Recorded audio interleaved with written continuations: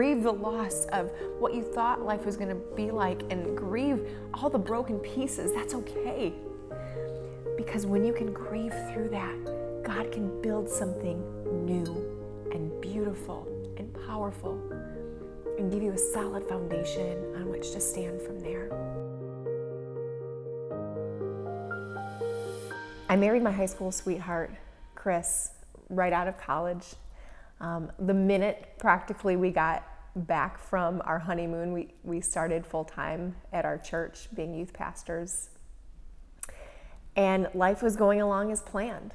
We had a cute little house that we fixed up, and we loved our life. And like I said, everything was just going as planned. Well, we were married for about 5 years when we decided to try to expand our family. And we had no reason to think that things, just like the rest of our lives, wouldn't go as planned. We were healthy, we were young. January 2006 is when we started trying to have a family. And it wouldn't take very long after that before we were introduced to the really brutal world of infertility. We weren't sure what was wrong at first. We went to one doctor. They said everything was fine, but we knew something wasn't fine. And that journey, that started the journey. That one doctor led to a couple more. It led to a couple more, and eventually it ended up being about 12 or 13 doctors that we went to, and they just couldn't figure out what was wrong with me. I mean, I did everything they told me to. I turned my diet upside down. I turned my exercise routine upside down. I was diagnosed with 3 food allergies in the midst of all of this. And every time I went to the doctor, they just couldn't figure out what was wrong with me. And I know I don't need to tell any other woman what that feels like, because what's wrong with me is the continuous lie that the enemy loves to just whisper in our ears, capitalize on the places that we already feel are broken, and really try to make us feel small. I continued to walk with the Lord that entire time. I never gave up on my walk with him, but it became really strained. I just couldn't reconcile why the God that I had served since the time I was a little girl, it didn't feel like he was coming through for me. What I wanted didn't feel like it should be a hard thing. I saw women all around me able to conceive, having babies, and I was just like, God, what's wrong with me? Can you not entrust me with this? I became a shell of the person that I was. I lost my joy. I was just kind of existing through life. I didn't stop anything. I was still working, still ministering, doing all the things, but there was just this heaviness over me. It all kind of came to a head about 3.5 years into this journey. My husband and I, Chris, had just received some news that we decided to go all in on this last fertility treatment. We said, you know what? Put everything on the table. We're just going to go. We're just going to try this one last thing. And we got the phone call from the doctor's office that I wasn't pregnant. It didn't work. The Saturday, the day before Mother's Day. And if that is an irony, I don't know what is. So we went to church that next day like the good pastors couple that we were, and I stood there on the front row looking at the screen, looking at the lyrics, and just going, God, where are you? I'm here, but I don't know where you are. I don't know who you are. And I know your word says you're good and that you can pick up all the broken pieces of my life, but God, I feel so shattered right now. What in the world are you doing? See, I had forgotten 2 super critical things at this time in my life. I had forgotten that God loved me, and I forgot that I could trust him, that he was indeed a good father who weaves together all these broken pieces of our life to make something beautiful. And I just was so blinded by my pain and my circumstances that I couldn't see it. You know, when Jesus walks on the water, it's in Matthew 14, and he had sent his disciples out to a boat. He had just fed the 5,000 and the crowd was getting kind of restless. And so he sent his disciples out into this boat because that was the place of safety, right? Away from this crowd. But in the middle of this place that was supposed to be safe for them, a storm started brewing. And obviously they were scared. They didn't know if this storm was going to be the thing that took them out. So all of a sudden what happens? About 3 o'clock in the morning, Jesus comes to them walking on the water. And I don't know about you, but that's not normal.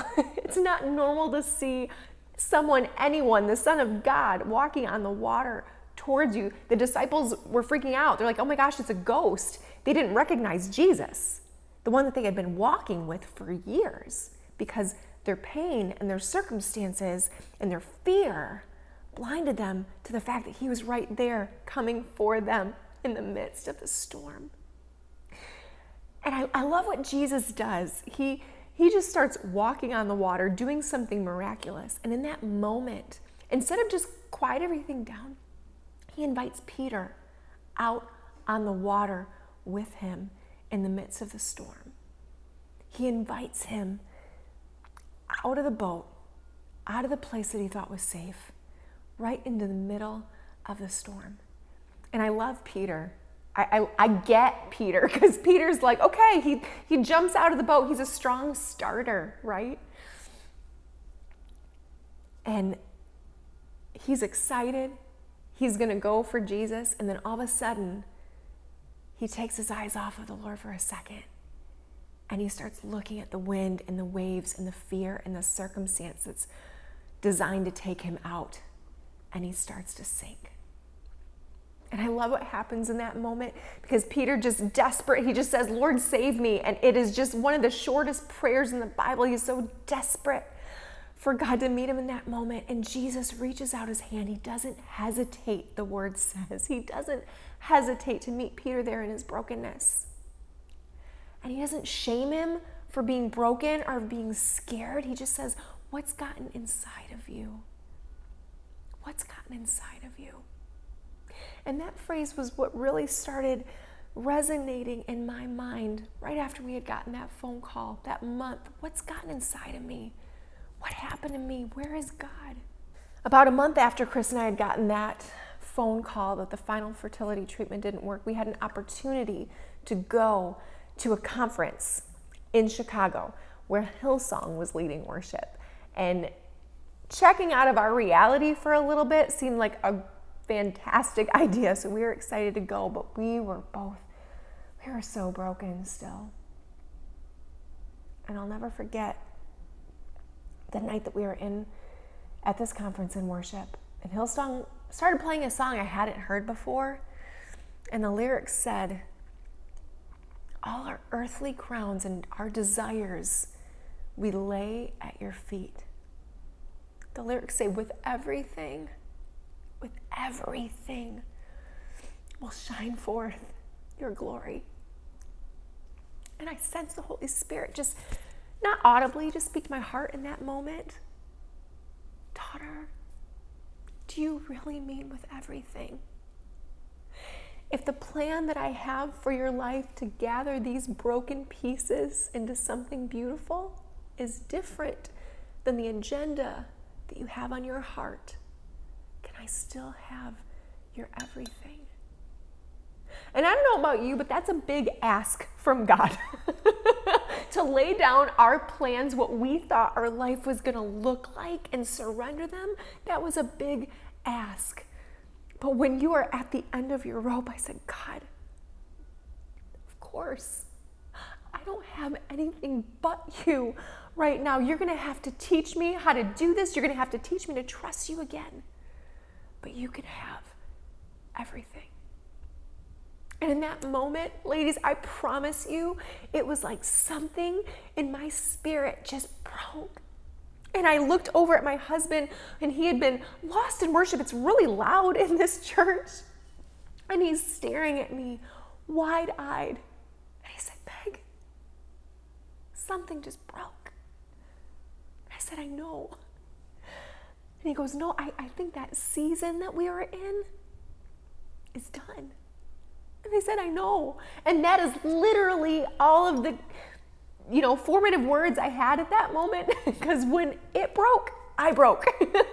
And I hit my knees and I ugly mascara cried. And I could have cared less, because I felt more free in that moment of surrender than I had in years. And I'll be really honest with you, that was not the moment. My testimony is not that I received a physical healing and now I have 15 children. That would have been another testimony. But what God did in that moment is he started shifting my perspective. See, just like Peter, I had gotten in the midst of this storm and taken my eyes off the one who could save me, who could fix it, who could heal me, who could redeem it, and put him on my circumstance. But when Jesus met me that day at that conference, he was inviting me to rise above the circumstances that had tried to keep my life small, and to give him all the broken pieces of this mosaic and make something beautiful.